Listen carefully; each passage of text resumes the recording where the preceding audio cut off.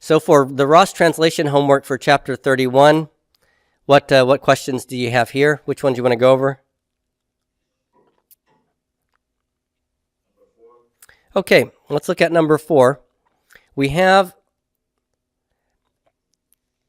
number 4, Tosh Chatna He'arim V'ha Nisharim Yishbatu B'Shalom. First things first, we'll deal with this verb form, Tosh Chatna. Here's our verb shachat, which is one of the new ones from chapter 30. And I have a prefix tav. I have na on the back side. You can parse this how? This is imperfect. 3FP, 2FP, right? Because that's always ambiguous. Now, what am I looking for to know which stem it is? Take a look at the vowel pointing under the prefix tav. Is that a kametz or a kametz katuf? That is a kametz katuf. What vowel class is that? That's U class. So which stem has a U class vowel under the imperfect nutty prefix? The Hophal does. And only the Hophal. Let's confirm that. Look at your principal parts page and look at the imperfect vowel points.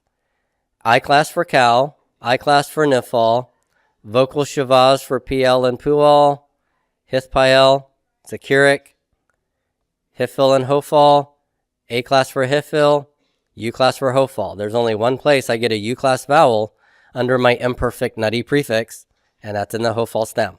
Okay? That's it. So this is indeed a Hophal imperfect. So what does shachat mean in the Hifil?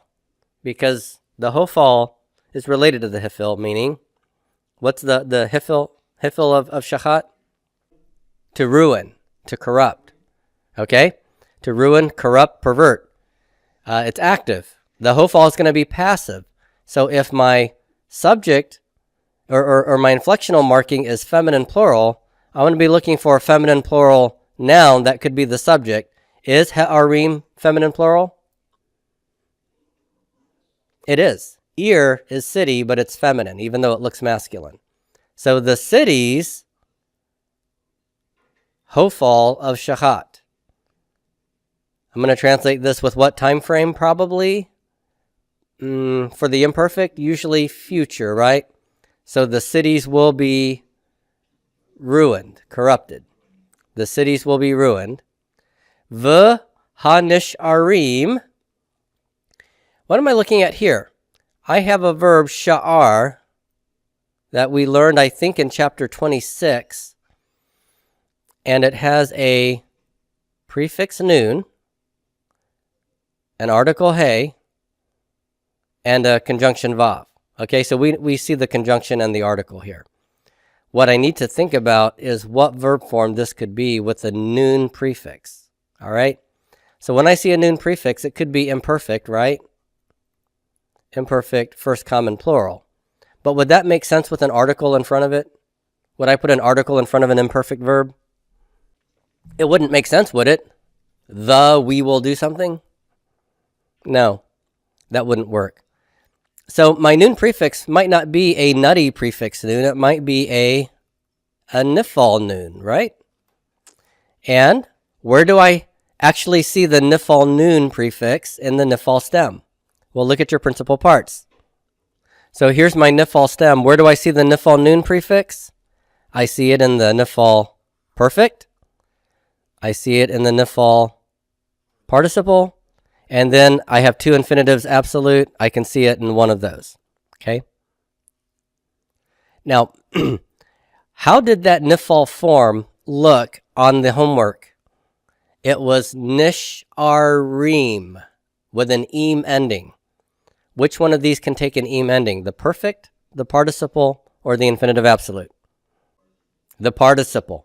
Because the participle is a verbal adjective, and eem is a masculine plural adjective or noun ending, right? So I'm going to take this as a Niphal participle. Not only do you have the noon prefix in the Niphal participle, but you have this long A that never reduces. Do we have that on our homework word? I have nish R reem. I've got the long A there as well, right? So that is a Niphal participle, masculine plural. Okay? What does the Niphal of Sha'ar mean? It's to be left over, to remain. Okay? So what is this saying? This Niphal participle? The leftover ones. This is a substantival use of the participle. The leftover ones. The remaining ones. Another way to translate this, the survivors. The survivors. Okay? Because if you've got in the battle and there's leftover people, what do we call those? Survivors, right? So we could translate that as survivors. And the survivors, yishbatu, this is from the verb shavat, to rest. So what will they do? They will rest. So their survivors will rest. B'shalom. In peace. In peace. All right? So there you go. I know we've spent a lot of time on the Hiphal and Hophal and Hithpael lately. Don't forget that there's a Niphal stem with a Niphal noon hanging out on some of the forms. Okay? So that's what we've got here. All right, good. Let's look at number 6 here. I have Hene, Rosho, Mushlach, Elecha, Ba'ad HaChoma. So, what is a way to translate Hene? Look. Or, well, it could be here is, yeah. Or I could translate it as dude or yo. Okay. What we know is that Hene is an attention-getting device. Okay. Draws attention to what comes after. Rosho is head. Whose head? Rosho? His. This is the 3MS pronoun on Rosh. So his head. So see, his head, his hands, his feet. No, that's a him. Sorry. So see, behold, his head, mushlach. Mushlach. Do you see a verbal root here? Shalach. Good. All right. Good. What am I looking at here? I have a mem prefix with a verbal root. What am I supposed to be thinking here? Participle. That's right. So here's the question. What vowel class is this kibbutz? That is a U class. That's a U class vowel. Which participles get U class vowels under the mem?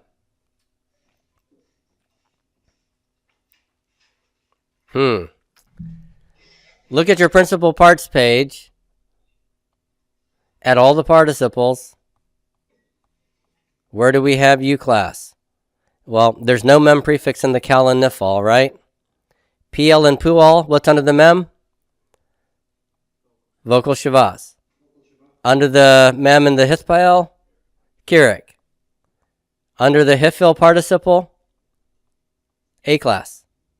Under the Hophal participle, it's U class. Okay? So, which U class vowel are you supposed to see? Kametz Ketuf. But there are some occasions where the other short U class vowel is a kibbutz, might be there. Okay? And that's what we have here. So this is a Hophal participle. Hophal participle. Okay? With no ending, zero ending for a participle is masculine singular. So what is it talking about? What is the thing that will be thrown? Well, it's his head. Okay?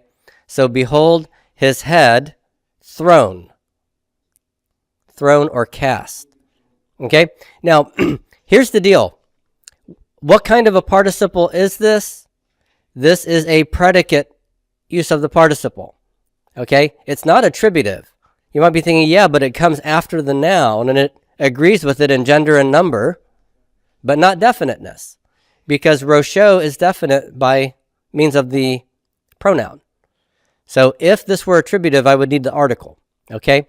But it's not. It's predicate. So it's his head, and I have to supply the copula, is thrown.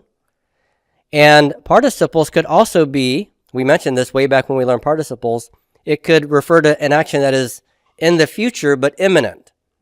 So his head will be thrown or is about to be thrown is another way to translate it. And this elecha tells me where. El means to, ka is you, to a mess, right? So, behold, his head will be or is about to be thrown to you, ba'ad ha-choma.